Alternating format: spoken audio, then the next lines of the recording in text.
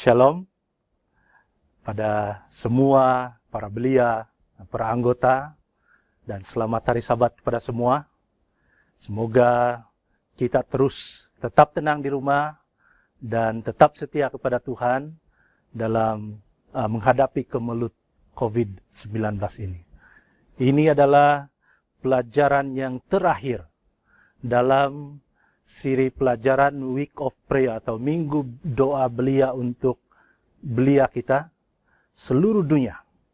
Dan pelajaran yang ke-8 ini bertajuk Hidup Baru dengan tema pelukan, yaitu pengampunan dan perdamaian. Jadi selamat menikmati pelajaran ini dan juga kita teruskan dengan doa untuk 100 hari dan juga doa-doa yang lain. Mari kita berdoa. Bapa di sorga, saat ini kami akan membuka firman-Mu dan kami mahu belajar. Berikan kami pimpinan, biar Roh Kudus bekerja agar firman Tuhan yang kami dengar, yang kami pelajari akan membawa satu transformasi dalam hidup kami dan memberi kami hidup yang baru. Kami mengerti tentang pengampunan dan perdamaian dan seterusnya mengungsikannya kepada seluruh dunia. Terima kasih Tuhan, Engkau mendengar, menjawab dalam nama Yesus kami berdoa. Amin. Mari kita mengulang kaji beberapa tajuk sejak pelajaran yang pertama, pengampunan dan perdamaian. Kita belajar bahwa pengampunan dan perdamaian itu adalah suatu yang sangat diperlukan dalam kehidupan kita untuk menjadi tenang dan untuk kesehatan mental dan rohani kita. Pelajaran yang kedua adalah tentang lengan yang terbuka lebar, yaitu satu tawaran untuk memberikan pengampunan, sama seperti yang Tuhan sudah lakukan untuk kita di kayu salib Golgota. Tangannya terbuka menjadi satu lambang untuk tawaran pengampunan bagi kita. Dan yang ketiga adalah pelukan itu sendiri. Bagaimana terjadinya pelukan itu apabila kita menerima bahwa menerima pengampunan itu, maka kita seolah-olah berpelukan dengan Tuhan. Kita juga belajar tentang pelukan seorang manusia. Manusia dengan manusia yang sudah saling menyakiti atau disakiti perlu berdamai melalui pengampunan.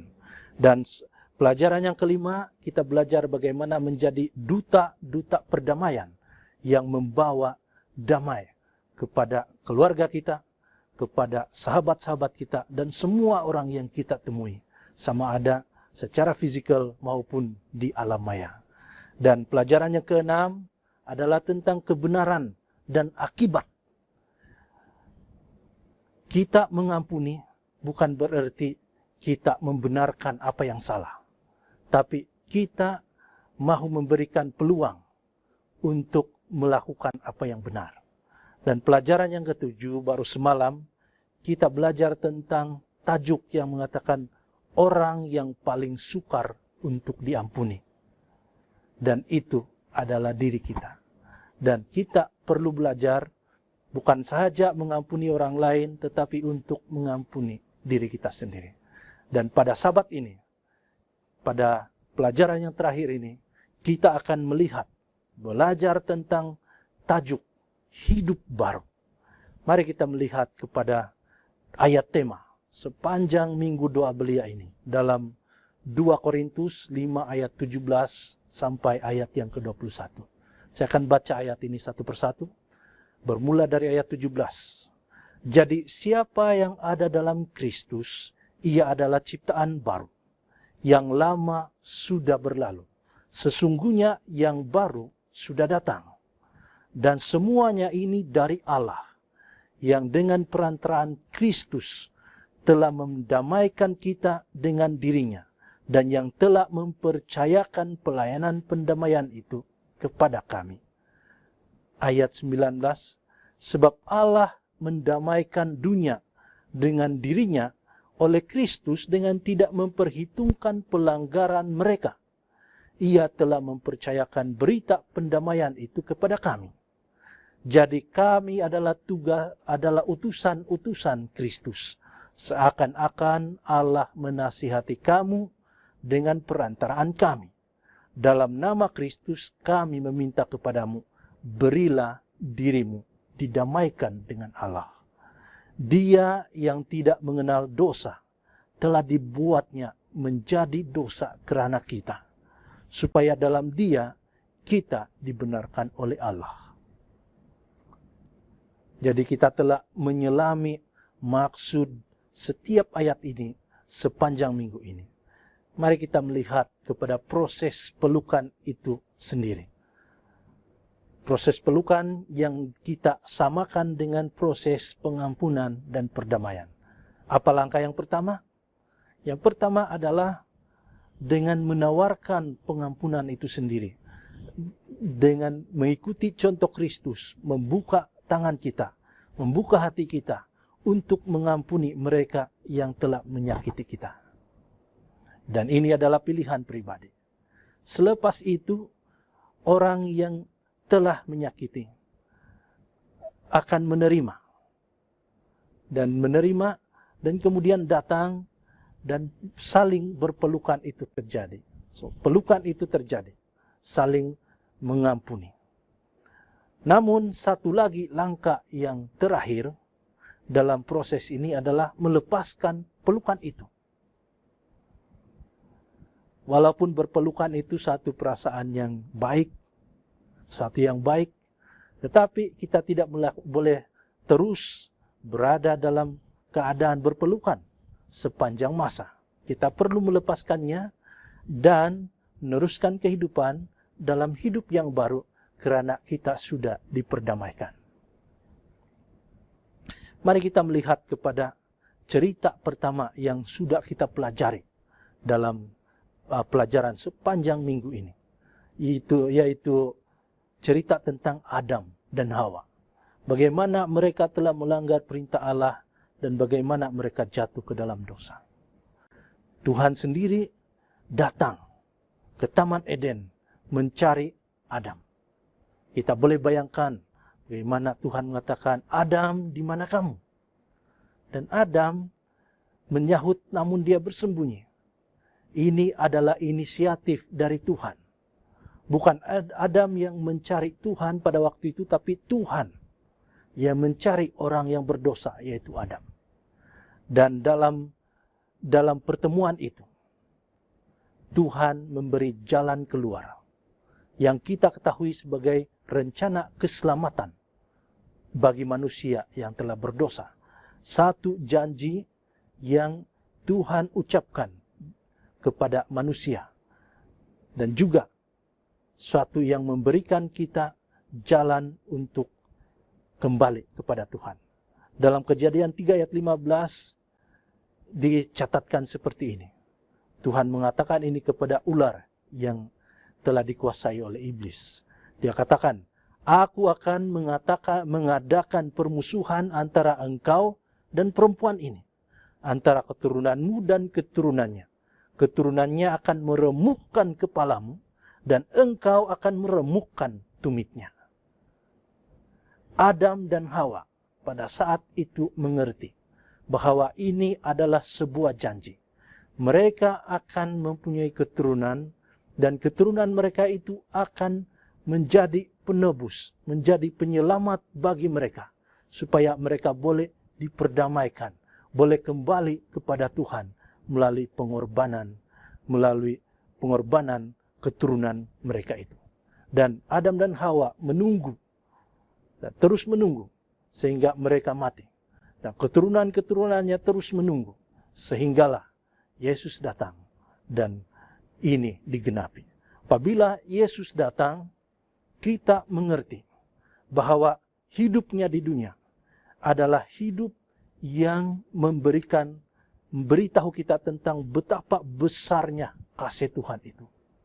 Dan kasih Tuhan itu memberikan gambaran satu tawaran keselamatan yang begitu jelas dan tidak dapat dinafikan apabila Yesus Kristus yang tidak berdosa telah menerima hukuman di salib Golgota karena dosa-dosa kita. Dan ini apa yang kita katakan sebagai tangan yang terbuka yang memanggil kita untuk datang kepadanya supaya kita menerima pelukan itu, menerima pengampunan itu. Dalam ayat tema kita sudah mengatakan bahwa sebab Allah mendamaikan dunia dengan dirinya oleh Kristus dengan tidak memperhitungkan pelanggaran mereka. Ia telah mempercayakan berita perdamaian itu pada kami. Jadi cerita tentang pendamaian ini, tentang keselamatan ini, tentang pengampunan ini telah kita terima sebagai umat Tuhan. Dan kita perlu untuk mengungsikannya. Dan seterusnya, pada malam Yesus ditangkap, disiksa, dan diadili dengan tidak adil. Kita melihat dua penyesalan. Yang satu adalah penyesalan Yudas. Satu lagi adalah penyesalan Petrus. Yudas telah mengkhianati Yesus, menjual Yesus.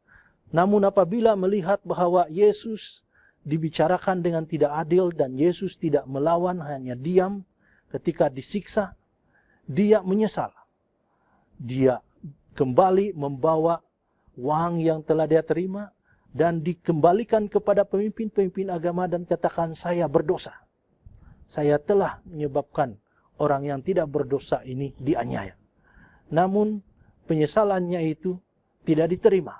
Yesus tetap disiksa, kemudian disalibkan. Dan Yudas Iskariot menyesal. Namun penyesalannya tidak membawa dia kembali kepada Tuhan. Penyesalannya membawa dia lebih jauh. Dan akhirnya dia menggantung dirinya sendiri. Manakala Petrus pula pada malam itu, setelah tindakan beraninya memotong telinga seorang daripada tentara Rom, dia kehilangan keberaniannya dan bersembunyi mengikuti Yesus dari jauh, sehingga di depan pengadilan dia masih mengikuti dengan sembunyi-sembunyi. Dan ketika ada orang yang menegurnya, bukankah kamu adalah murid Yesus juga? Dia menafikannya. Malahan dia menafikan hal itu sebanyak 3 kali. Seperti yang Yesus sudah katakan terlebih dahulu kepadanya. Pada kali ketiga, ketika dia telah menafikan dengan keras bahwa dia adalah murid Yesus, Petrus betul-betul menyesal. Dia melihat kepada Yesus yang juga melihat kepadanya waktu itu. Dan dia keluar menangis. Dalam tangisannya, dia menyesal. Dia pergi. Namun kita ketahui kemudiannya bahwa dia pergi untuk datang kepada Tuhan dalam penyesalan dengan rendah hati. Dan kita mengetahui kemudiannya bahwa Yesus menerima pertobatannya dan memberi dia peluang yang kedua ketika dia mengatakan, Petrus, adakah kamu mengasihi aku? Dan apabila Petrus katakan, ya Tuhan, saya mengasihi kamu, gembalakanlah domba-dombaku, kata Yesus. Dan dari saat itu, Petrus tidak pernah menoleh ke belakang. Dia terus melayani Tuhan, memimpin umat Tuhan, menggembalakan domba-domba yang dipercayakan kepadanya. Sehingga dia sendiri telah disalibkan terbalik, mengalami kematian untuk Injil, untuk kebenaran. Penyesalan ini yang sepatutnya kita ikuti apabila kita bertobat dari dosa-dosa. Dan cerita Alkitab yang kita lihat kemudian malam seterusnya adalah cerita tentang Yusuf dan abang-abangnya. Kita tahu Yusuf mempunyai 10 orang abang, luar biasa. Namun abang-abangnya ini abang-abang yang membenci Yusuf, sehingga mereka sanggup menangkap Yusuf dan memasukkannya dalam perigi yang kosong, dan kemudian mengeluarkannya hanya untuk dijual kepada saudagar-saudagar dan menjadi hamba di Mesir. Dan mereka tidak tahu apa lagi yang terjadi kepada Yusuf selepas itu. Namun Tuhan menyertai Yusuf, dan Yusuf terus dipelihara oleh Tuhan sehingga dia menjadi seorang yang berkuasa di kerajaan Mesir. Dan ketika waktu kebeluran, dia bertemu kembali dengan abang-abangnya yang telah menjual dia. Mereka kini sudah dewasa, dan mereka kini tidak mengenal Yusuf lagi. Dan mereka datang untuk membeli makanan. Dan mereka membawa makanan itu pulang. Dipendekkan cerita, kita mengetahui bahwa akhirnya Yusuf mengatakan, saudara-saudaraku, ini aku Yusuf. Dan jangan takut, jangan menyesal perbuatan yang lalu, karena Tuhan sudah merencanakan semuanya ini. Yusuf dengan ikhlas memberikan pengampunan, menawarkan pengampunan itu. Dan walaupun abang-abangnya juga memeluk Yusuf dengan tangisan, tetapi hati mereka tidak pernah berehat daripada rasa bersalah. Dan mereka begitu takut dengan Yusuf, sehingga apabila ayah mereka meninggal, mereka katakan, baik kita berbicara dengan Yusuf.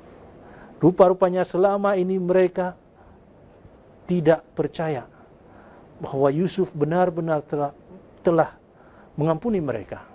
Dan kita boleh katakan bahwa abang-abangnya tidak pernah mengampuni diri mereka sendiri 100% selama ini. Dan ini mengingatkan kita bahwa kadang-kadang kita boleh mengampuni orang lain, kita boleh memaafkan orang lain, tetapi sangat sukar untuk memaafkan atau mengampuni diri kita sendiri. Dan Tuhan tidak mahu itu. Dia mahu kita untuk belajar mengampuni diri kita juga. Beri peluang kepada diri kita untuk datang sepenuhnya kepadanya, untuk mengalami kedamaian dari Tuhan. Dan pelajaran kita telah memetik bagaimana gambaran pertemuan semula di antara Adam yang pertama dengan Adam yang kedua, yaitu Yesus sendiri yang telah menjadi penebus baik kita. Dalam petikan dari buku The Great Controversy ini, kita melihatnya seperti ini. Sementara umat tebusan dialu-alukan di kota Tuhan, terdengar suara-suara tangisan dan kekaguman. Kedua-dua Adam akan bertemu. Anak Tuhan berdiri dengan tangan terbuka menerima Bapa segala bangsa, makhluk yang telah Dia ciptakan, yang telah berdosa terhadap penciptanya, dan kerana pelanggarannya itu juru selamat telah disalibkan. Sementara Adam menyelusuri bekas luka paku yang kejam itu, dia tidak jatuh ke dalam pelukan Tuhan, tetapi dalam rasa kehinaan dia sujud di kaki juru selamat. Dia menangis, suci, suci, domba yang telah disembelih. Dengan lembut juru selamat mengangkat dia dan mengajak dia untuk melihat sekali lagi kepada Taman Eden yang telah ditinggalkannya sekian lama. Saudara dan saudari, kita boleh menjadi sebahagian daripada peristiwa ini. Yesus telah memberikan hidupnya untuk memperdamaikan kita dengan Allah. Dan saya memanggil kita, Tuhan memanggil kita untuk meletakkan beban dosa di kaki Tuhan. memohon pengampunan, menerima pengampunan itu, dan melanjutkan kehidupan sebagai orang yang baru, hidup yang baru di dalam Tuhan.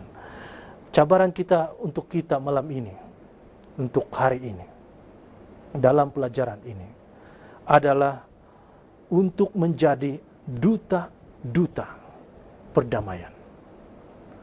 Secara ringkas, saya ingin merangkumkan beberapa perkara yang kita lakukan untuk menjadi duta perdamaian bagi Tuhan. Yang pertama adalah menyadari bahwa hanya Tuhan yang boleh memberikan atau menawarkan pengampunan, karena melalui korban Yesus Kristus kita diberikan pengampunan. Bukan karena kita baik, tetapi Tuhan itu baik dan mengasihi kita. Yang kedua, kita perlu untuk menyesali dosa kita, mengakui keberdosaan kita, dan bertobat, tidak melakukannya lagi, dan seterusnya menerima pengampunan itu dengan rendah hati. Selepas itu, mari kita belajar untuk hidup suka mengampuni. Ini adalah panggilan bagi semua pengikut Tuhan untuk hidup suka mengampuni. Dengan kehidupan itu, kita memberitakan pengampunan yang telah Yesus berikan di kayu salib untuk saya, untuk kamu, dan untuk semua orang di dunia ini. Kita adalah duta-duta perdamaian. Dan Yesus mengatakan dalam Matius 5 ayat 9, berbahagialah orang yang membawa damai, karena mereka akan disebut anak-anak Tuhan. Matius 5 ayat 9. Semoga kita sebagai anak-anak Tuhan, kemanapun kita pergi, apapun yang kita lakukan, akan memberitahukan melalui perbuatan dan kata-kata kepada orang di sekitar kita, mungkin keluarga kita sendiri, sahabat-sahabat kita sendiri, dan orang lain yang melihat kita.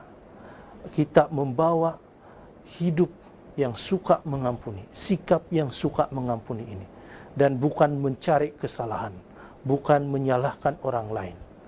Dalam dunia yang dipenuhi dengan kesengsaraan, yang dipenuhi dengan peperangan, dipenuhi dengan pertengkaran, biar kita menjadi anak-anak Tuhan yang membawa damai.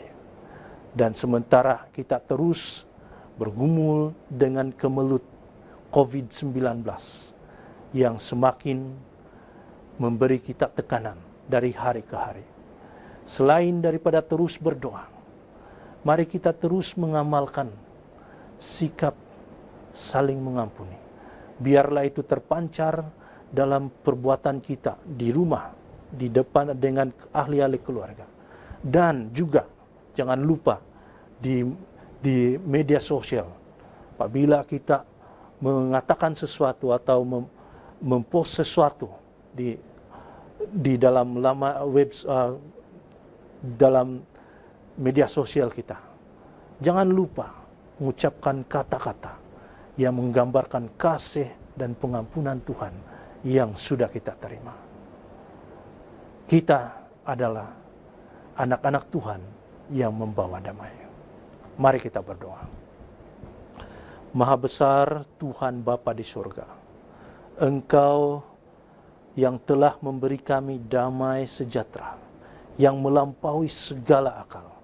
Dan pada saat ini kami sangat tersentuh dengan firman Tuhan yang sudah kami pelajari. Kiranya hati kami ini akan terus belajar untuk mengampuni, dan kami boleh mempraktikkannya dalam kehidupan kami sehari-hari untuk saling mengampuni dengan rendah hati dan memberikan satu impak yang positif kepada dunia yang berdepan dengan pelbagai cabaran. Terima kasih Tuhan atas pengampunan. Kami doakan semua ini dalam nama Yesus Kristus, Tuhan dan juga Juru Selamat kami. Amin.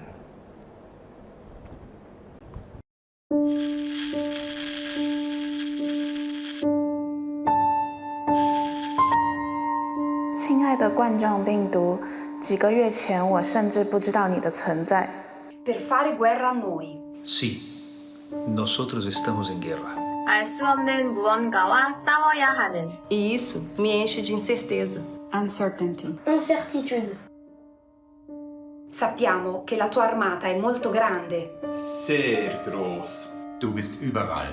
Não podemos verte. Maar we weten dat je vele miljoenen soldaten hebt. You are depriving us of liberty. Ci stai privando della gioia di abbracciarci. De darnos besos. Și să trăim iubire. Du attackierst uns mit deinen Verbündeten. ความหวาดกลัว Rozhobljenost. Miedo. No same straszne. Wantiparazira mauto angu. 你夺走了他们的生命。 Querido Corona. Déjame decirte. Δεν μας έχεις νικήσει. Nuestro ejército se hará fuerte. Juanini. Fordi jeg har tro. Husk. Fe. Fe. Vera. Credință. Y tengo las armas para enfrentarte. Respeito. Respect for others. Mon voisin. Moi znajome. My friends. Die Schwächsten. Me quedaré en casa. Je ne vais pas t'ouvrir la porte. Nu te voi căuta. And if I have to go into the battlefield. To help the one who really needs it. เพื่อปกป้องชีวิตของเราทหาร E eu farei isso com muito cuidado. Only when necessary. Samantala? Voglio godere dell'abbraccio della mia famiglia a casa. Время, которого мне не доставало. I will eat healthily. Me las arreglaré para hacer ejercicio. Ihr werdet nur schlafen. Nanita Amini. Nella responsabilità e solidarietà dell'umanità. 정부를. For doctors and nurses. Nossos heróis. Real heroes. And in God. Even if it does not really seem. Hat alles unter Kontrolle. C'est lui qui contrôle tout. He is in control. Sim, querido coronavírus. Dumnezeu deține controlul. Él tiene el control. 그가 주관하십니다. C'est lui qui contrôle. Ele está no controle. He is in control. Is in control.